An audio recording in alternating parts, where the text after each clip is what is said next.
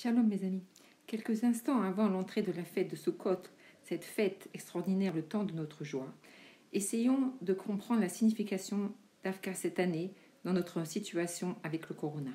Le Rabbi nous enseigne que dans notre génération, tout doit être concentré vers la venue de Mashiach. En effet, dans notre limud à Torah, dans la pratique des mitzvot, nous devons avoir une intention générale que tout ce que l'on fait, c'est pour avancer la venue de Mashiach. Le Rabbi nous explique que tout le travail de décantation du monde est terminé. La seule chose qui reste à faire, c'est recevoir la Géoula, recevoir Mashiach. Mashiach, il est déjà dans le monde. La seule chose qu'il nous reste à faire, c'est ouvrir les yeux et voir qu'il est là.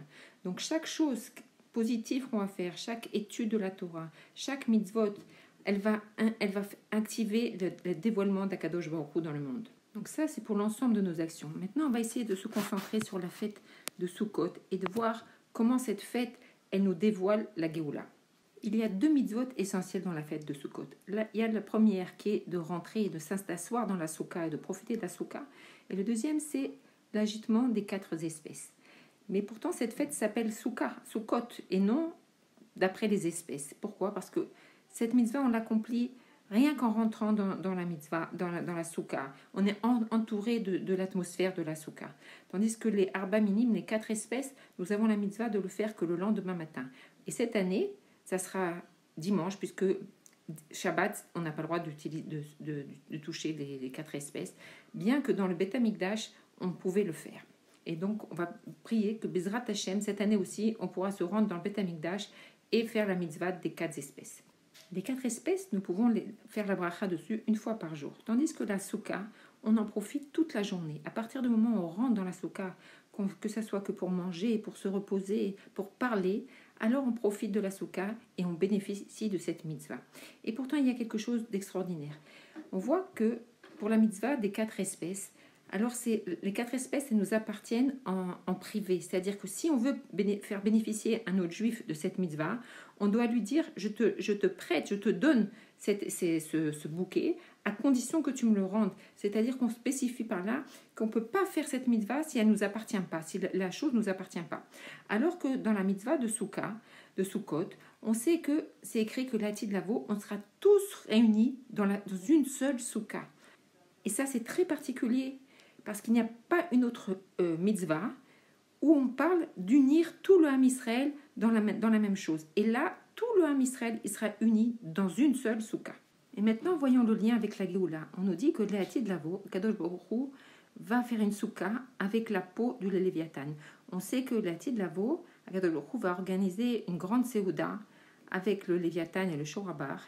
Et la peau du Léviathan va être utilisée pour nous faire une soukha immense où tout le Ham Israël il pourra rentrer dedans.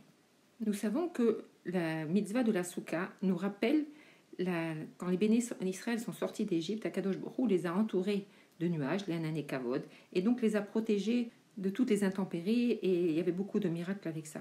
Et donc, c'est une mitzvah, d'ailleurs, c'est très particulier dans la fête de Sukkot, c'est que on fait la bracha de l'Eshef Basouka avec une condition. C'est-à-dire qu'on doit pour se rendre quitte de cette mitzvah, on doit se rappeler de justement ces protections des nuages dans le désert. Si on n'a pas cette kavana, cette pensée sur qu'Akadosh Baruch Hu nous a protégés dans le désert, alors on n'est pas quitte de la mitzvah. Et donc cette année, pour se préparer à la Géoula en faisant la mitzvah de la soukha, alors quand on va faire la bracha de l'Eshef Basouka, on ne va pas seulement se rappeler des nissim, de la protection qu'Akadosh Baruch Hu nous a fait quand on est sorti du désert avec les Hanan et Kavod, mais on va aussi penser à la Géoula future, à la soukha qu'Akadosh Baruch Hu va nous construire avec la peau du Léviathan.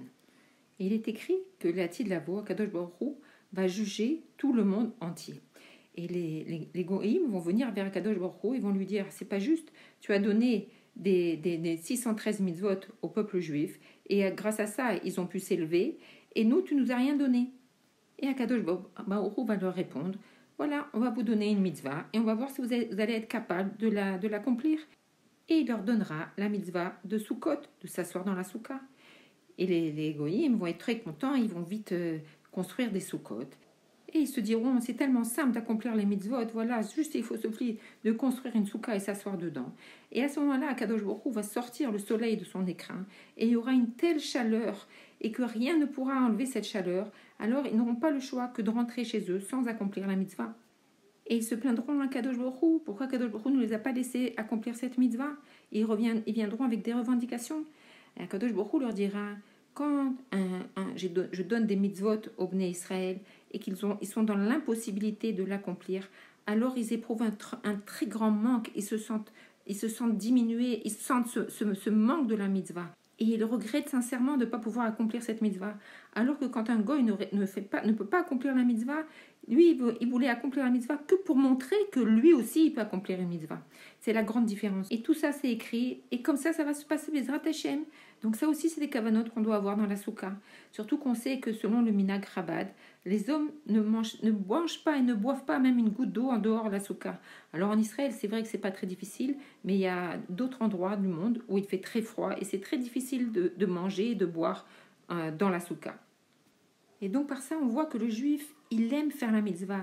Il a envie de faire la mitzvah. C'est quelque chose qu'il ressent au plus profond de lui. Et c'est totalement différent des goïms. Et c'est pour ça qu'à Kadosh Baruch Hu, on dit dans la tfila demain, on dira la Mishnah, tu nous as choisis parmi tous les peuples et tu nous as élevés. Parce que le peuple juif, c'est quelque chose de pnimi, c'est intérieur. Ce lien avec Akadosh Baruch Hu, il est intérieur. Donc il faut essayer que ça soit dans la construction, dans le fait de s'asseoir dans la soukha, de faire toutes les mitzvot dans la soukha avec la kavana, que Bezrat Hashem, par ça, on va dévoiler la soukha qu'Akadosh Baruch Hu va nous construire les Atid Lavo. Maintenant, voyons le sujet des 4 espèces. Alors, cette année, nous pourrons accomplir cette mitzvah que dimanche matin. Mais il serait bien de se lever tôt pour essayer d'accomplir la mitzvah avec plus de zèle. Et donc, on a l'habitude de faire la bracha du lulav dans la soukha, et après on emmène le lulav à l'endroit où on va faire la tfila. C'est bien sûr pour les hommes. Et bien sûr, les femmes et les jeunes filles feront aussi la bracha des 4 espèces et la bracha de Shechianu dans la soukha. C'est très important aussi que les femmes puissent le faire. Et donc on va faire la bracha et ensuite on va remuer les 4 espèces dans les 4 coins, le nord, le sud, l'ouest et l'est, et en haut et en bas. Et on va ramener à chaque fois vers le cœur. La Chassidut nous explique que le srar représente la sonnerie du chauffard et toute la voda, le travail d'élévation qu'on a eu pendant Rosh Hashanah et Yom Kippour. Toute cette élévation spirituelle, on s'est élevé de niveau en niveau jusqu'à Yom Kippour, mais c'est resté dans le niveau spirituel. Et tout le travail de Sukkot, c'est de descendre toute cette énergie divine, toutes ces lumières divines et les intégrer en nous.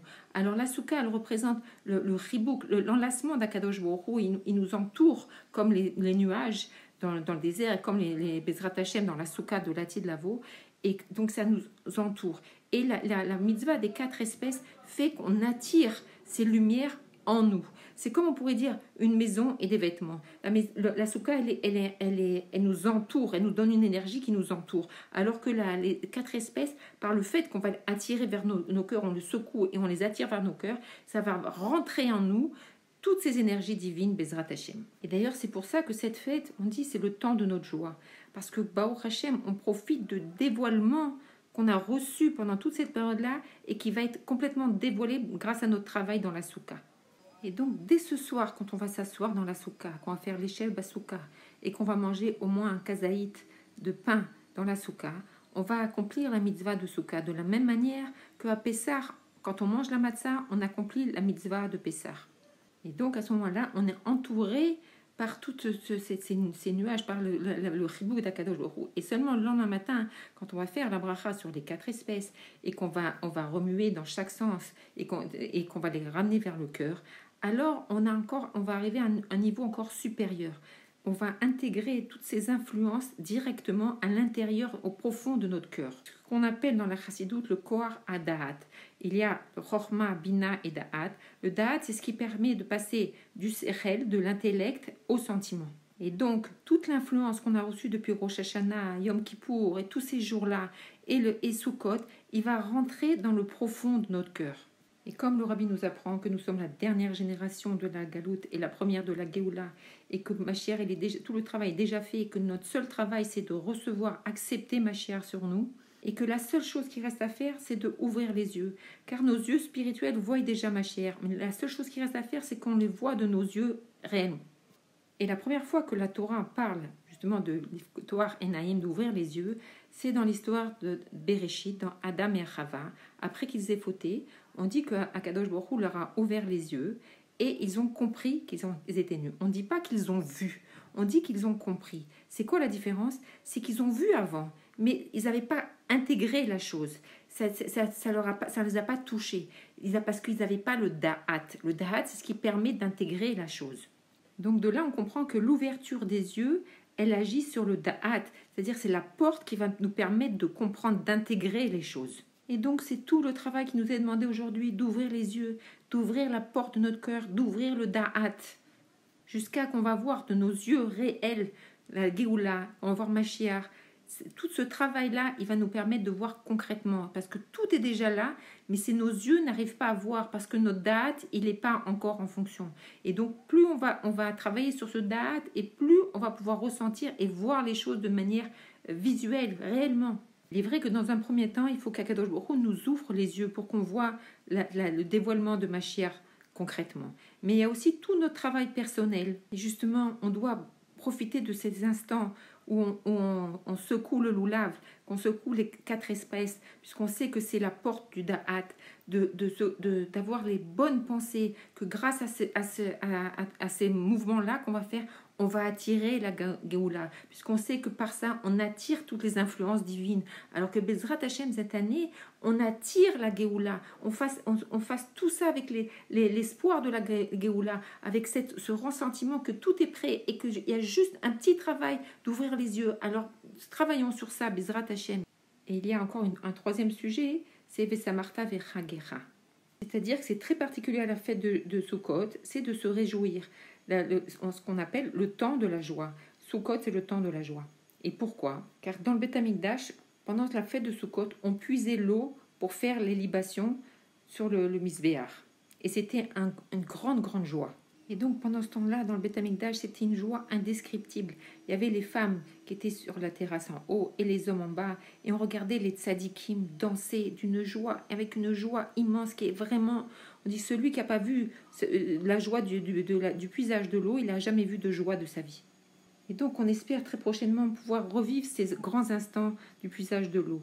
Mais nous avons eu le grand mérite, il y a 40 ans, exactement 40 ans, en Tav Shimem Aleph. Le rabbi a institué ce minag de danser dans les rues, de danser de Simcha Bet Hashova. Et ce minag, il s'est répandu dans toutes les minagim d'Israël.